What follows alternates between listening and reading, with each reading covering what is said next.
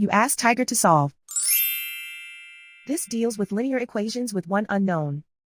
The final result is c equals 77. Let's solve it step by step.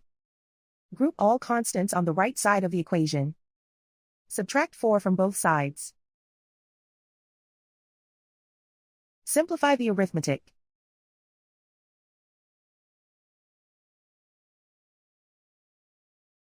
Isolate the c. Multiply both sides by inverse fraction 11/4. Group like terms.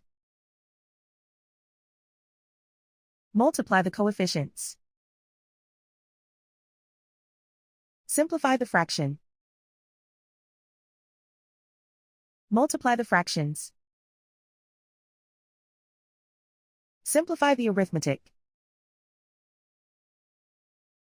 And so the final result is c equals 77.